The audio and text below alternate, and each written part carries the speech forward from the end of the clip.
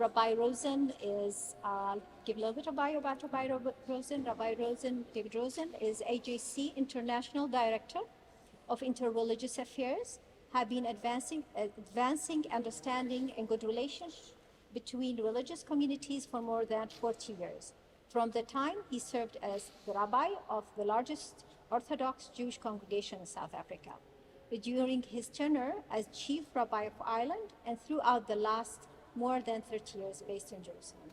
In addition to interreligious representation and education, his work involves mediation and peace building, and he is heavily involved in multi-religious engagement on ecological issues. Among the various awards and recognition he has received, Rabbi Rosen was granted papal knighthood in 2005 for his contribution to Jewish Catholic reconciliation, and in 2010 he was made commander of British Empire by Her Majesty Queen Elizabeth II for his work promoting interfaith and understanding and cooperation. So welcome Rabbi Rosen here, and thank you. Looking forward to listening to your lecture. So you understand. Thank you. So you understand that if there is a war between the Vatican and the British, I have to stay at home in Jerusalem. So, I don't know what the British Empire is anymore, and certainly there are no significant cavaliers protecting the Vatican, so that it all becomes very, very symbolic. At any rate, I'm delighted to be here. First of all, I should acknowledge the presence of Rabbi Ben and Yael, and therefore with their permission I'm sitting in this very illustrious chair, which is primarily to serve the video recording. And I'm delighted to be here in this most wonderful house of worship and this most wonderful complex, which is really of historic significance, not just contemporary significance, but really across the bounds of history, something of such unique potential and hopefully realization of its significance, not only locally, but globally. So I'm addressing the topic which of course is the major theme, a major theme, if not the major theme within the UAE this year with the COP28, or what is it, whichever number it is, coming up, focusing on the whole question of sustainability and the environment. Some years ago, I was speaking at a conference on the subject of justice and peace. It was a Jewish Christian conference. And I spoke about justice not only in terms of relations between people, but also in relation to the environment as a whole. So I spent a disproportionate amount on that. A woman who was a professor came up to me at the end and said, "Why are you spending so much on these questions to do with the environment?" And I said to her, "How can you, as an educated and as an observant religious woman, ask me that question? Aside from the fact that if we have no home to live in, then how you behave in that home becomes rather irrelevant. Nevertheless, Judaism, perhaps of all religions, is particularly focused upon the idea of the encounter with the divine through the natural world.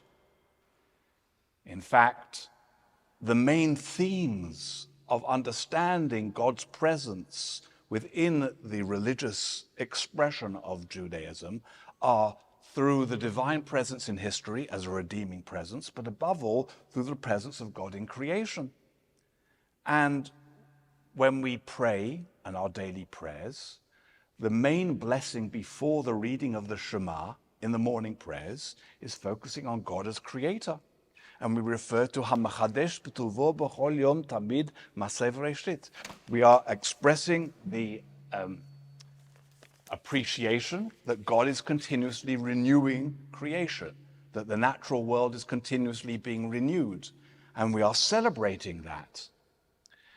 In fact, according to Maimonides, according to Rambam, who the synagogue is named after, you can only truly love God and cleave to God when you are aware of the divine presence in nature.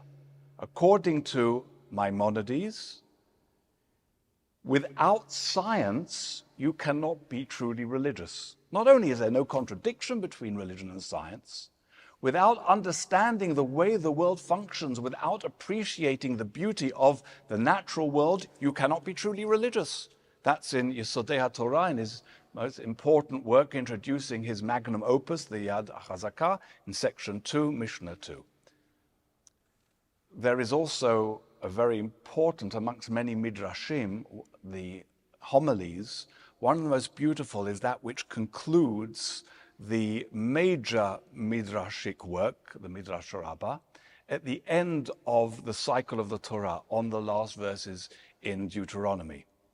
And this midrash, this homily, is really beautiful. It says, if you can rise up in the morning and see the beauty of sunrise, or you go to bed at night after having seen sunset, and you do not make the bracha Yotzer Or or Hamari Varavim, specifically these are the blessings that appear within the liturgy in the morning and the evening, then you have forfeited your life. What does that mean? In order to understand what they are saying here, you need to understand and appreciate the meaning of a blessing. What is a bracha in Judaism? What is a blessing? You know that before, within Jewish practice, you eat anything or drink anything, you make a blessing, a bracha. What are you doing when you make a bracha? When you pause before biting into the apple and you recite the formula? You're doing two things. First of all, you are not automatically, viscerally, instinctively responding to the need, but you are pausing and you are appreciating the pleasure you're about to receive. But you are expressing your awareness that it's a process of growth, that there's a creator behind it, as the formula indicates. In other words, you're not taking it for granted, you're appreciating it. Today, within the Western world, due to the Western encounter with the Buddhist world, it's become very popular to talk about mindfulness. And it's a wonderful idea, but it's been within Judaism for thousands of years. Mindfulness has been actually what is the essence. According to a number of our great medieval authorities, the bracha is the essence of Judaism. It's mindfulness. It's not taking things for granted. It's appreciating. It's being aware. And therefore, what this midrash, this beautiful passage is saying is that if you can see the glory of sunrise, of the physical world, and the beauty of sunset, of the natural glory, and there is no appreciation, no awareness, well, you may as well not be here because you're not really living. Your body may be functioning, but you're just some kind of zombie. You're not really living. To really be alive means to appreciate, and it means to be aware above all of creation, of the natural world. And our whole calendar revolves around the natural world. I'm not sure there's any other religion that actually is so focused upon nature as our particular heritages. Our festivals are historical festivals, yes, but the pilgrim festivals are seasonal festivals. That's why we synchronize our lunar calendar with the solar calendar approximately every 3 years, because Pesach is not just celebrating Exodus, it's celebrating spring. Shavuot is not just celebrating Revelation, it's celebrating the first fruits of the season. Sukkot is not just celebrating providence, it's celebrating the ingathering of the harvest. Therefore, Judaism is focused consistently upon the natural world. Perhaps if there's any reason why we may have lost that, that had to do with the unnaturalness of our diaspora existence. But ideally, the whole of the Torah is fundamentally agriculturally orientated. So many of mitzvot and commandments therefore relate to it. But the summit of creation, of course, is the human person. And therefore, in addition to appreciating the natural world and the environment and the ecosystem, there are responsibilities in relation to the ecosystem. And there are responsibilities not just with regards to fellow human beings, which of course is first and foremost the Torah's mission, is how to be able to create a righteous society, a just society, a society that knows how to respect people based on the principle that every human being is created in the divine image. But also responsibility towards that natural world. And these are two commandments right at the beginning. One is actually a fascinating injunction, because in addition to sustaining the world that the first human beings are charged with, there's also the instruction for them to have dominion over the natural world, Urdu birdigat hayam v'of hashamayim v'chayat hasadeh. There are those that have misinterpreted this idea of what dominion means. Rabbi Kook wrote extensively on that. And he sought to explain that dominion does not mean that you terrorize your subjects. Dominion means that you know how to be benevolent in terms of your responsibility. And he adds, proof of that is the fact that God is referred to as Rachamav al kol ma'asav. His mercies extend to all his creatures. And as we are called in Leviticus 19, verse 1, to emulate the divine, imitatio Dei, it's our responsibility to be merciful. You cannot be authentically Jewish. You cannot be a righteous Jew if you are not merciful. Judaism defines its own members as Rachmanim, B'nai Rachmanim, merciful ones, that's children, merciful ones. The Talmud says in Tractate Beitzah 12a, if you come across somebody who claims to be Jewish and is not merciful, compassionate, then question his antecedents. In other words, to be not merciful, to lack compassion, is incompatible with being authentically Jewish. And therefore, if you are compassionate, that must be extended to all. And therefore, obviously, the idea of dominion must be a compassionate dominion. This means that how we relate to the sentient world is of enormous importance. Judaism has an extensive area long before societies for the protection of animals were invented. Judaism has principles of tsar balei chayim, against causing cruelty to animals. There is a very important tension between allowing people to be able to provide for their needs and how they treat the natural world.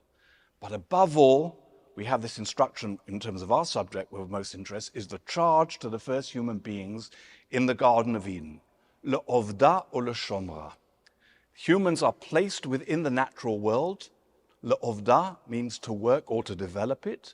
Le'shomra means to preserve it and protect it. Develop and protect is what? Sustainable development. In other words, the first human beings in the Garden of Eden were charged with sustainable development. Develop the potential, but make sure it's protected, preserved. And indeed, as I said to this lady professor who I referred to at the beginning, any form of degradation of the natural world or despoiling it is an impiety, because the natural world manifests the divine. Extinctions of species is, as it were, a diminution of the divine glory in the world. When things are not there, they diminish the enormous testament of the divine presence in the world. So, Le'ovda le'shomra means that human beings are charged to sustain, to develop and sustain in a positive and responsible way. The Midrash, the homiletical tradition, on Kohelet, on Ecclesiastes, has a beautiful little homily and a story. You know, a Midrash very often is a picturesque vignette which uses perhaps even maybe cartoon imagery to convey a very profound message. So the Midrash on Kohelet says that when God created the world, he took the first humans around on a guided tour of the Garden of Eden and said, see my beautiful creations that I have created. All these things are there for you to have pleasure from. Very interesting. So Judaism is very pleasure-orientated. Take heed, says God to the first humans, lest you destroy any of my beautiful creation. For if you do, there is no one else but you to put it right. And this Midrash has two very important messages which are central to, if you like, the Jewish sustainability approach. The first is the recognition, which has been implicit in everything I've been saying until now, that we are not owners of this world. We are tenants. We are temporary sojourners. Everything that we claim to be ours is temporary. In the language in the book of Leviticus, Vayikra, Ki li haaretz v'gerim v'toshavim atem imadi. The earth is mine, says the Lord, and you are temporary residents and sojourners, tenants with me in this world. Now, this is really important. First and foremost, it's important in encouraging a mentality of modesty. Our sages, our rabbis say that arrogance equals idolatry. An arrogant person is an idolatrous person. Why? Because if you think you are important, and if you think you are God's gift and that things can't manage without you, you are assuming to be divine. And that is idolatrous. You are seeking, as it were, to replace the divine authority. So the idea of recognizing that God is the owner of the world and that we are tenants in this world is important in terms of our modesty, in terms of our own ethical character. But it's also important in terms of how we relate to the natural world. I spoke about at the beginning about the idea of the bracha, and a bracha is an expression of consciousness. But our sages say a bracha is more than just an expression of consciousness. In Masechet Brachot, we are told that if you eat or drink something without having made a bracha, you are a thief. Why you are a thief?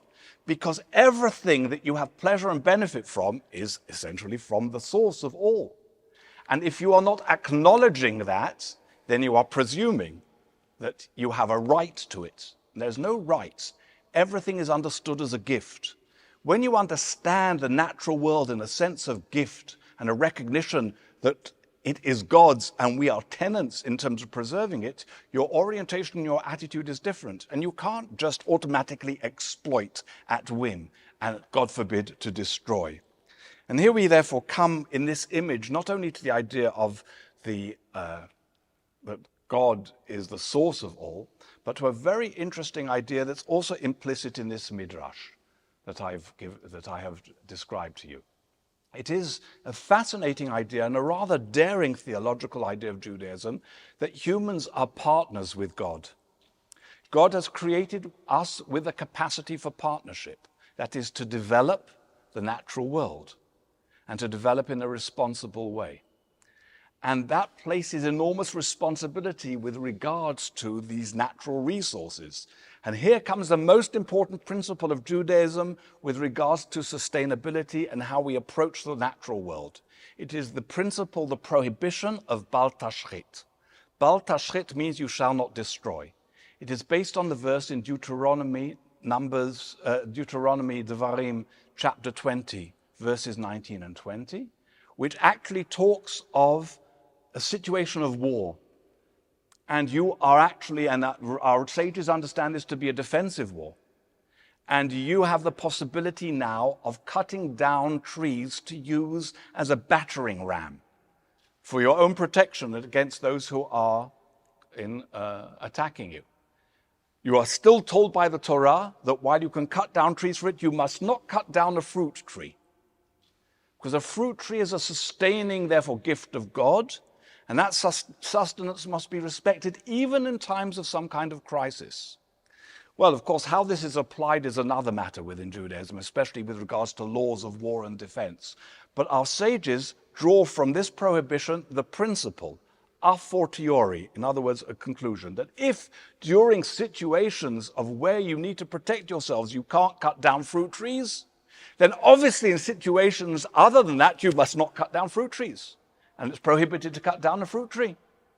And then they expand from that, both in Tractate Shabbat and in Chulin in different areas, that this means that you must not waste at all.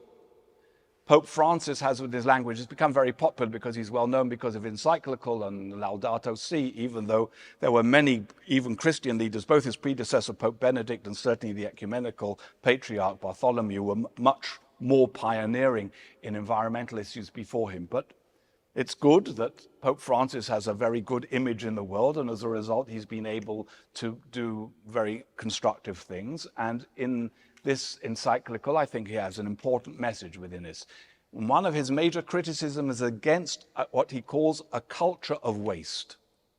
A culture of waste within the modern world, within the Western world. That is exactly what Judaism introduces with its concept of bal tashchit thousands of years ago. So just as, if you like, mindfulness was introduced by Judaism a long time ago, so has the principle of bal tashchit, against any kind of waste.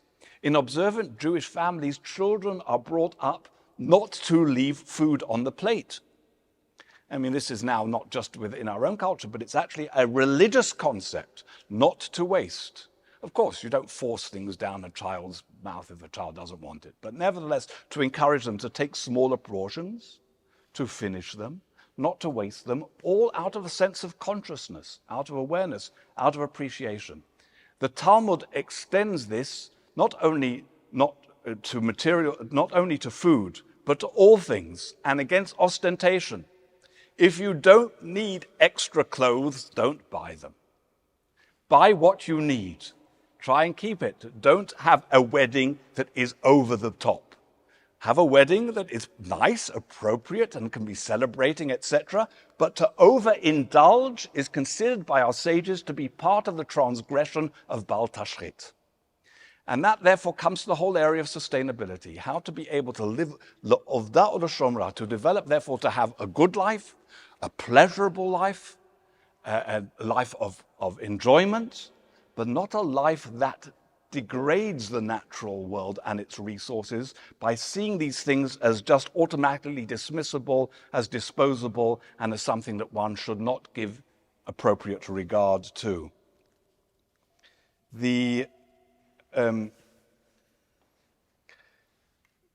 area of our responsibility to the natural world, of course, does not only apply to the prohibition of Bal Tashchit. Today there are, of course, much broader ramifications with regards to not only personal conduct and how this affects us in terms of our own immediate milieu, but our broader environment. And part of the challenge today that we have in terms of global warming is lifestyle that pollutes and lifestyle that degrades. There are a number of different sources of this. Incidentally, if I've already spoken about not being overindulgent when it comes to clothing, one of the major sources, the second major source of pollution in our world is the fashion industry, in terms of the wastage there. There have been a number of wonderful initiatives, one particularly in Israel, of a young woman who's developed the whole fashion industry that's based upon recycling and renewing clothes in various areas, a really wonderful initiative. But what is the major source of pollution in the world? It's not transport. The major source of pollution in our world is the livestock industry. The major destruction of the rainforests, the major wastage of water, the major wastage of arable land, and the major gas pollutants through all the methane gas that's being belched out by these millions of animals around the world simply to satisfy human indulgence. And therefore, there's a responsibility to consider what is our diet and how are we eating and what is our lifestyle so that we are not contributing to that. That's part and parcel, therefore, of what I would call religious sustainability. And then, not least of all, there's a question of health. In order to be able to guarantee that people can have as much animal flesh and animal products as they need, animals are pumped with antibiotics, because the conditions in which they function, they're alongside one another, there's massive disease, and therefore to prevent disease, they're pumped with antibiotics. These antibiotics are retained within the animal flesh. They are taken in by humans that consume them. There is a direct correlation in terms of scientific study between breast cancers and meat eating, just as there is with regards to the whole question of cardiac disease and other areas relating to it. But there, in addition to that, there is the question, of course, of the hormones that are pumped into the animals as well as the antibiotics. And then the principle which I referred to earlier before of the prohibition in Judaism against Tsar Balei Chayim. It's an irony that today in our modern world, there is vastly more cruelty towards animals than there was in the age of our great-grandparents. But health is a principle within Judaism. It's a religious principle. It's not something separate from religion.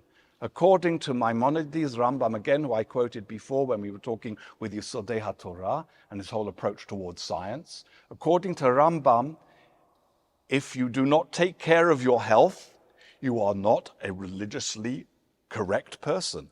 Taking care of your health and of your neighbor's health. In fact, then you transgress v'nishmartem od nafshotechem. This is the charge in Deuteronomy, in Devarim, that you have to take care of your health. So health is a religious imperative as well. And that's part of our sustainability and our responsibility. I mentioned Bal Tashchit. Bal Tashchit, the prohibition against wastage, has been expounded on by some of our greatest luminaries. I would like to read two particular passages which highlight this idea against wastage and the importance, therefore, of what you might call a luxurious but responsible lifestyle, or maybe not luxurious, a satisfying but nevertheless responsible lifestyle. The first I would like to quote is from the Sefer HaChinuch, which is the book that was written in the 13th century. It was originally attributed to Rabbi Aaron Halevi of Barcelona. There's now general widespread acknowledgement that he was not the author of it, but we don't know exactly who, but it's a very important work. And it's a work which expounds all the different mitzvot, the commandments in the Torah. And concerning this prohibition of bal tashchit, not to waste, the Chinuch says, the purpose of this commandment is to teach us to love that which is good and worthwhile, and to cling to it, so that good becomes a part of us, and we avoid all that is evil and destructive. This is the way of the righteous and those who improve society, who love peace, who rejoice in the good to people and bring them close to Torah. That nothing, not even a grain of mustard, should be lost to the world, that they should regret any loss or destruction that they see, and if possible, prevent any destruction that they can, as opposed to the wicked, who are like demons who rejoice in the destruction of the world and thus destroy themselves. Rabbi Samson Raphael Hirsch was arguably one of the greatest, was not arguably, he was arguably the greatest, but he certainly was one of the greatest of the rabbis of the 19th century. He understood this principle of bal tashchit to be at the core of Judaism. In other words, if you're really Jewish, then the idea of the value of the natural world is central to your ethos. And he writes that when we preserve the world around us, we act with understanding that God owns everything, which I've already mentioned. When we destroy it, we are worshipping the idols of our own desires, indulging only in self-gratification and forgetting, if not denying, the one source of all. Do not destroy anything is the first and most general call of God. Lest you raise your hand to play a childish game, to indulge in senseless rage, wishing to destroy that which you should only use, wishing to exterminate that which you should gain advantage from. If you should regard human beings beneath you and the natural world as objects without perceiving that they are creatures of God, and therefore desire that they are the result of your presumptuousness, then God proclaims to you, you have destroyed my world, you destroy my world, you have ignored my prohibition, you shall not destroy anything. According to Hirsch, it's not enough just to follow the commandments. This, of course, is not new for Hirsch. Nachmanides, Ramban, already had the idea that as what Nachmanides called naval birshut HaTorah. You can go through the motions, you can go to prayers 3 times a day, and you're not really praying. You can keep kosher, but there's no consciousness that God is the provider of all sustenance. You can even observe Shabbat and not be conscious of creation that Shabbat celebrates. You could be worse than that. You can keep kosher and you can be a glutton and you can be greedy. You can observe ritual aspects and desecrate ethical, moral responsibilities. This is what Nachmanides calls naval birshut HaTorah, a knave who uses the letter of the law but desecrates its particular spirit. And Hirsch has a similar idea in which it's not just enough to be a Yid, which is his Yiddish term for a Jew. If you are a true Yid, then you have to be a mensch, which is his word. You have to be a decent human being. In other words, let me put it more simply. Not every person who is a decent human being is a Jew, but a true Jew must be a decent human being. That's what he's saying.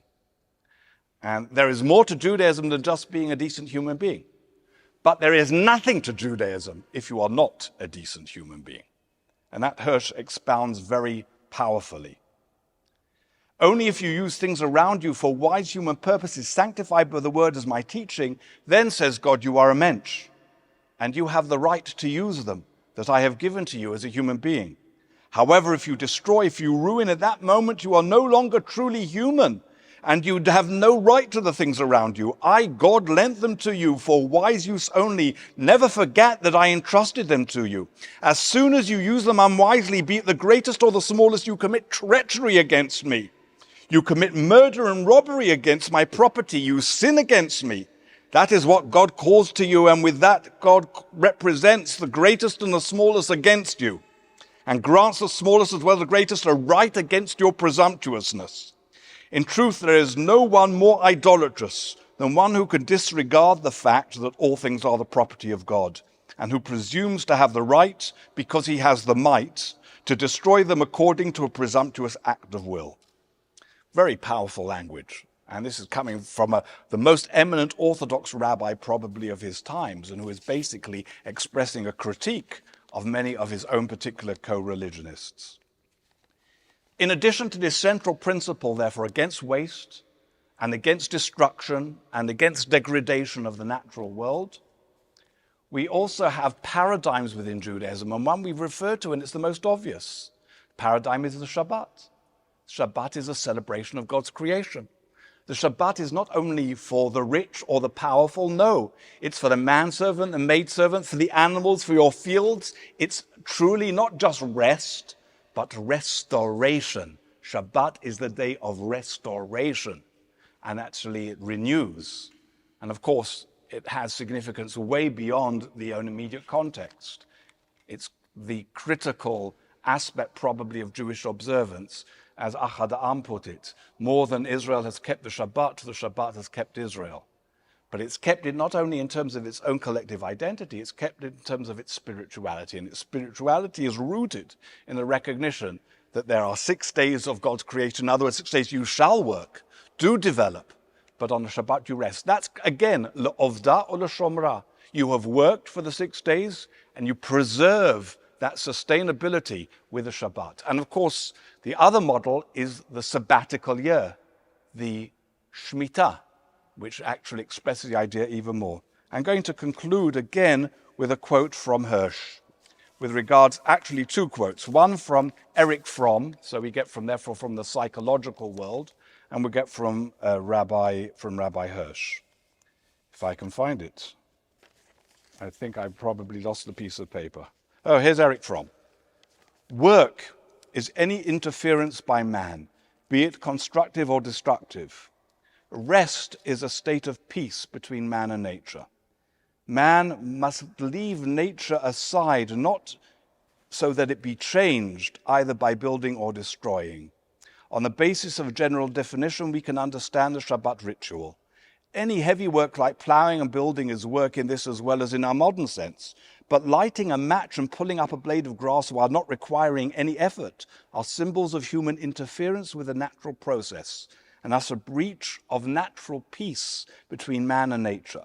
The Sabbath symbolizes a state of union between man and nature and between man and man. So this is really interesting, Erich Fromm. But I'm going to conclude then with the words of, again, Rabbi Hirsch. The Sabbath was given so that we should not grow arrogant in our dominion in God's creation, to refrain on this day from exercising our human sway over the things of the earth, and not lend our hands to any object for the purpose of human dominion. The borrowed world is, as it were, returned to its divine owner in order to realize that it is but lent to us.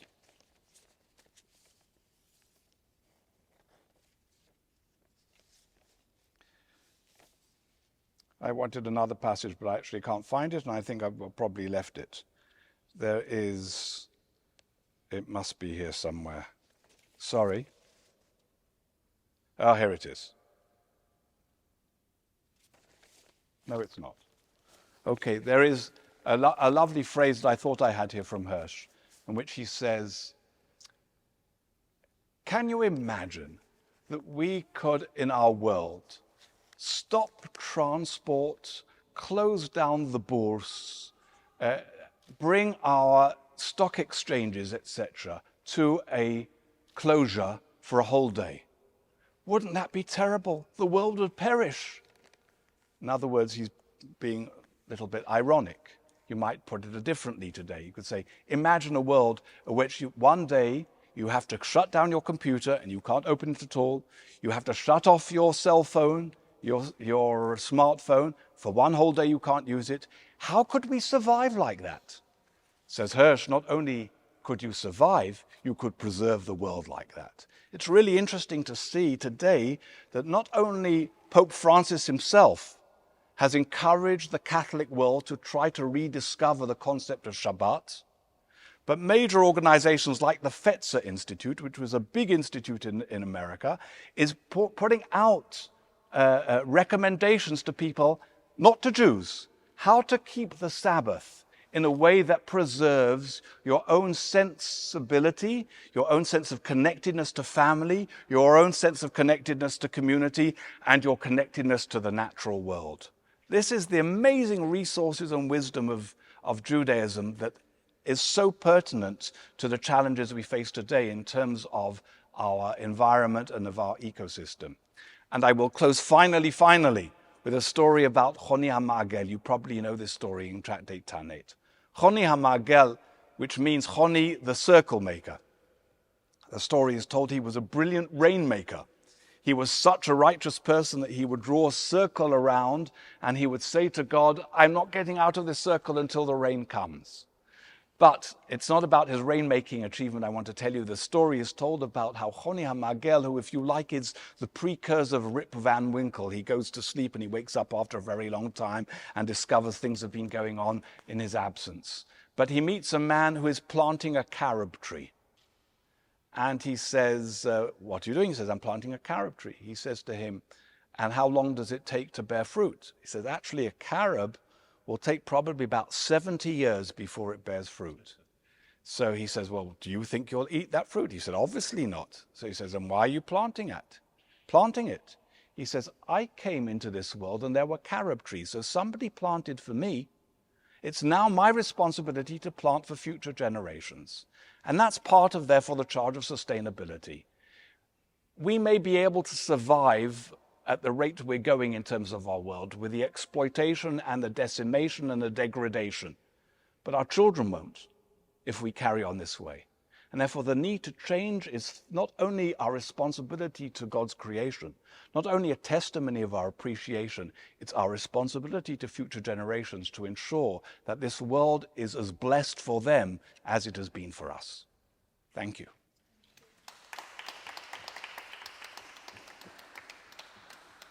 I don't know whether anybody wants to ask any questions. Please. Thank you so much, Rabbi Rosen, for really amazing information and amazing lecture. Please.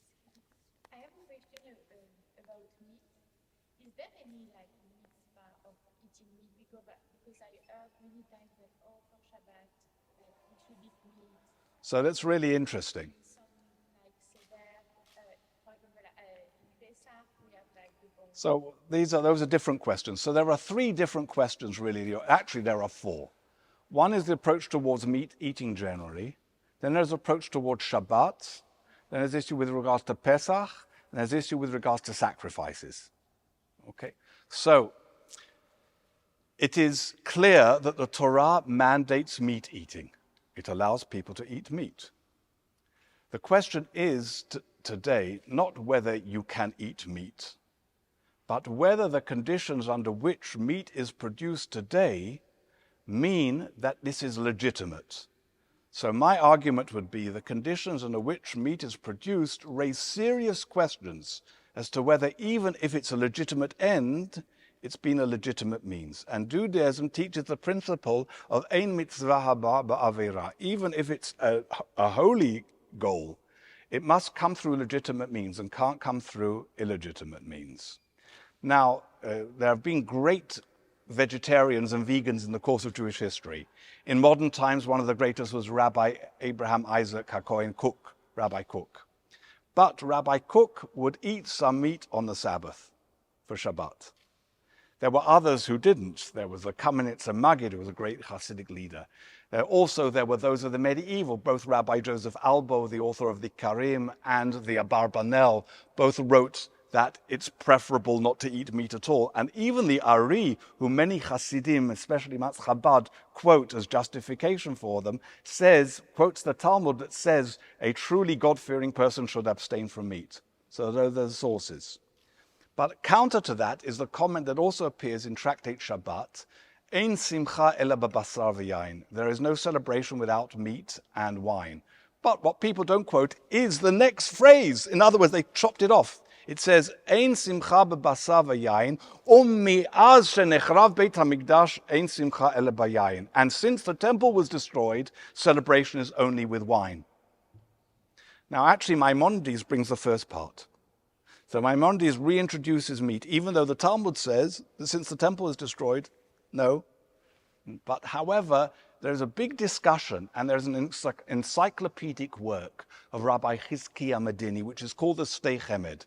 It's one of the most useful books for rabbis. Incredible encyclopedic work, covers all this. And the section on the question dealing with basar, with meat, says obviously the idea of ein simcha b'basar v'yain is if it's a simcha, if you enjoy it. If you get enormous pleasure out of meeting, then obviously it's a pleasure and it's appropriate Shabbat. But if you don't get pleasure, or if you think it's morally problematic, of course you shouldn't eat it.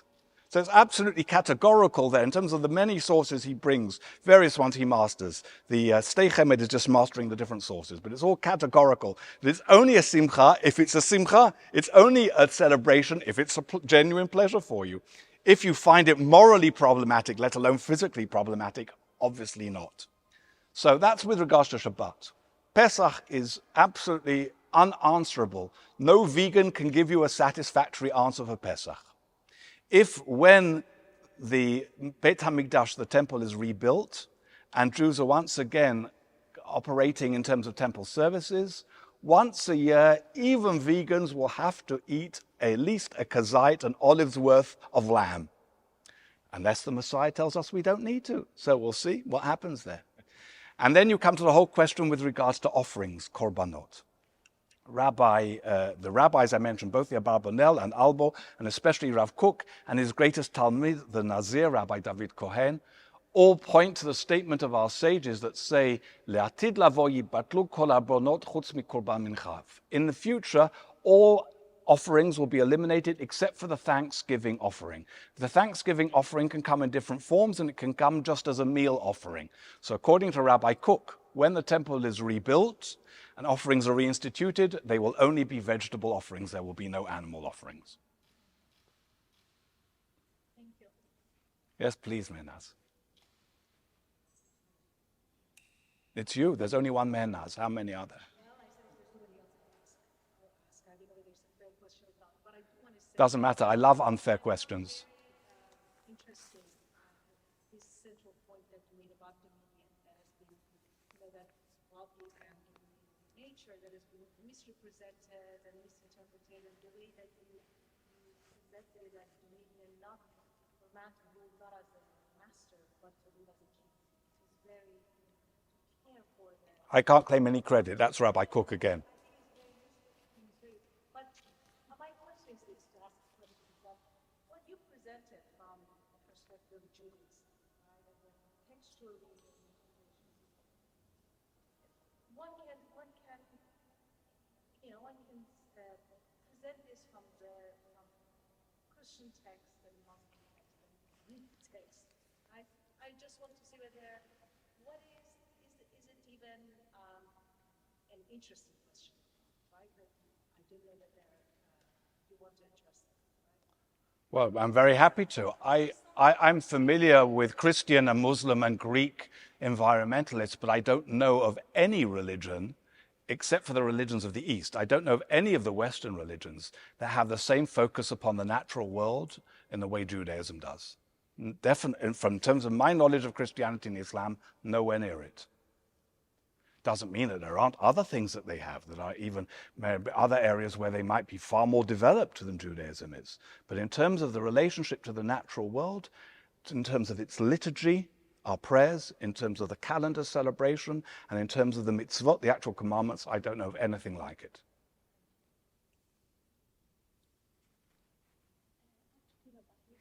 To shed more light about Judaism, the education and teaching of children about that. I love what you talked about, not leaving food on the plate if we do, but what other teachings we have of Judaism for our children? Well, there are so many, because it's an enormous corpus in terms of education, in terms of inculcating children with ethical awareness. So, for example, you are obliged in Jewish law to feed your pets before you eat. Now, that's responsibility. That's showing that pets are not there just simply for your indulgence. If you have a pet, you have a responsibility. And therefore, it's part of your responsibility of the natural world. There is actually another comment which is not so much in relation to children, but it's a very famous, and what's really interesting is that there is a Muslim hadith that is an exact replica of this passage in the Talmud, which was maybe something quoted probably about 300 years, 200 to 300 years before Islam. There's a statement in the Talmud that says, if you are in the middle of planting a tree and you hear that the Messiah has come, finish planting the tree and then go to welcome the Messiah. There is a hadith, as I say, a Muslim hadith, that's almost identical to that. In other words, your environmental responsibilities towards sustaining, preserving, nurturing, and guaranteeing continuity of the natural world is a prior responsibility to your soteriology, your eschatology, your big redemption of the world as a whole. And these areas, and now other things like, for example, encouraging children to put money into tzedakah books. These are part of the areas. But if you're encouraging children to observe the Shabbat, you are telling them every week that we are there to cease exploiting the material world for a day. It's a day, therefore, of raising our consciousness, awareness, all the prayers. The Psalms, apropos also my response to Menas, the Psalms are replete, just totally, everything on Shabbat, the Psalm for the Sabbath day. How great are your works, O Lord, all done with such wisdom. In other words, the Psalms of the actual celebration themselves are inculcating that consciousness. If children are aware of the text, then they're being inculcated in that awareness. You could say to me, isn't there a problem that very often Judaism just becomes habit? And people therefore don't even have that awareness. And even a bracha can just be a habit. Baruch atah, and then we just juggle it down. Of course, everything can be exploited and everything can be perverted. That's why Nachmanides is saying that it's possible to keep the letter of the law and ignore its spirit. But if you inculcate children properly with that sense of spirit, with a sense of meaning and understanding of what they're saying and what they're doing, then it should lead to a much greater environmental consciousness. Yes, Mark. Ask a question that it's a little bit off on tangent, but the whole question of kosher slaughter as it's come up in Europe and efforts to ban it. Yeah. Comment on that? I'm very happy to comment on that, because I gave up meat at the beginning because I was on the court on the Bet Din in Cape Town. And even though I had studied slaughtering and the various processes for my ordination, I'd actually never spent time in a slaughterhouse. And when I went to the slaughterhouse, I was quite horrified by what I saw. And I wouldn't want to do it. Interestingly enough, Rabbi Goren, you know, who was the chief rabbi of the army, and he was chief rabbi of Israel, quite an aggressive man. He was vegetarian because he said when he went to the slaughterhouses, he couldn't sleep at night because of what he'd seen, which is quite incongruous. But at any rate, after that, I felt that I had an ethical problem.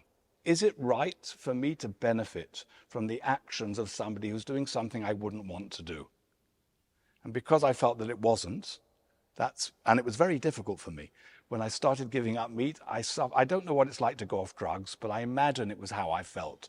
Withdrawal symptoms, it was very, very difficult. But one thing I have to tell you is, when I went into these slaughterhouses and I saw the kosher slaughter and I saw the general slaughter, I was actually amazed by what I understood from that. Because there's no question that the Jewish slaughter is less aesthetic. But in my opinion, it is far more humane, and I'll tell you why. I'll describe it.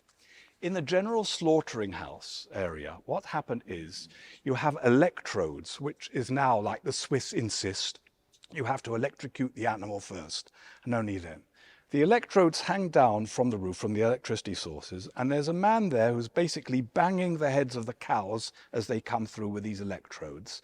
And after that, they're poleaxed at the back, which in itself is a terribly painful way. Apparently, it's a way of preserving meat best, which is why they do that. But they think, in the West, that by electrocuting the animal, there is therefore no pain. But what you can see when you study what's going on is the demand means that so many cows are being pushed through the assembly line at such a rate and such a pace, the electrocution thing is not effective. He will, for every 5, there's 1 that he's not hitting properly. And this process is, in my opinion, far more barbaric than kosher slaughter. Kosher slaughter might be less aesthetic, but the animal is being given full personal attention. And the immediate severance of the trachea and the esophagus means immediate cessation of brain activity.